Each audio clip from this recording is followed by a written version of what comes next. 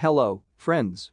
The current map of Ukraine on March 30th and on the evening of March 29 looks something like this, with the only clarification that, for example, Kharkiv, Sumy, and Nikolaev are not completely surrounded.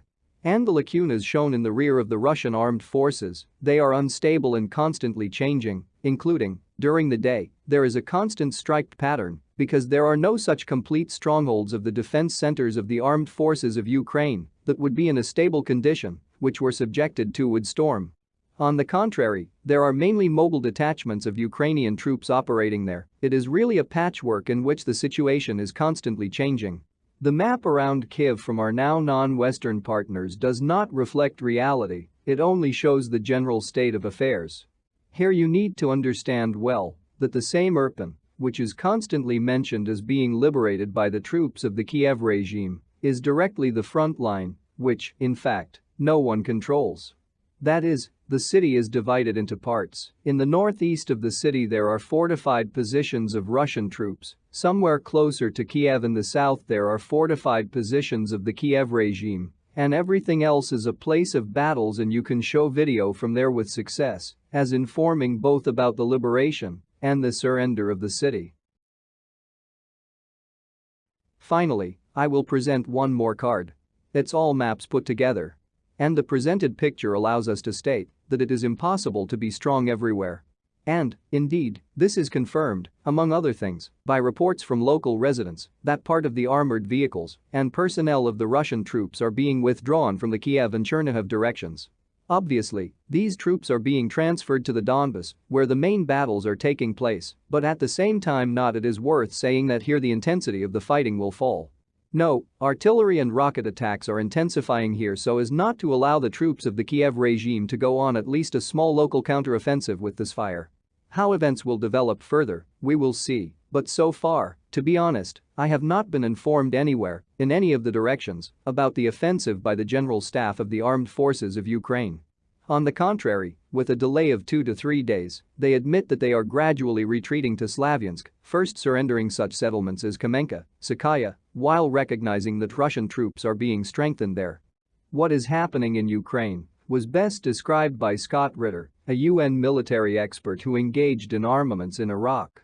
He says quite rightly that the Russian troops faced a difficult task.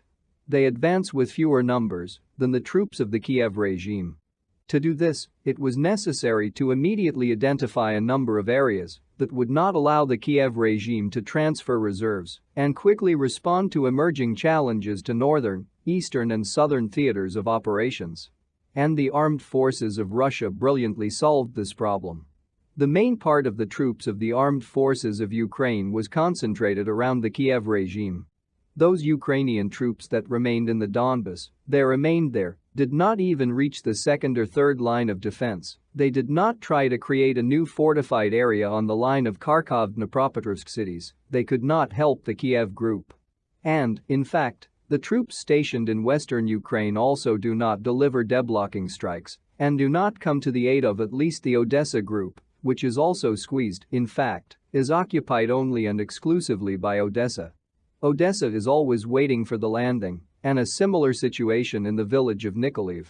This is what Scott Ritter draws attention to, assessing how the Russians managed to brilliantly solve the problem with small forces, with forces that are actually half as numerous as the troops of the Kiev regime. But, apparently, out of nothing to do near Kiev, representatives of the armed forces of Ukraine put the letters Z on civilian equipment. At the same time, probably due to some kind of mental limitation, they put the letter Z even on old ZIL vehicles, which have not been in the Russian army for a long time. Well, about the realities of Kiev. In Kiev, the police stopped the expensive Audi Q7. There was a woman behind the wheel. During the check of documents, obvious traces of forgery were found out, but she called her husband. He arrived with 24 machine gunners. The police were disarmed. Well, yes, the lady was safely sent home. And at the same time in the territories controlled by the armed forces Russia began the formation of police units. Energodar and Melitopol. In these settlements, retired policemen are invited to work, first of all. They will be strengthened by volunteers who are now recruited in Russia.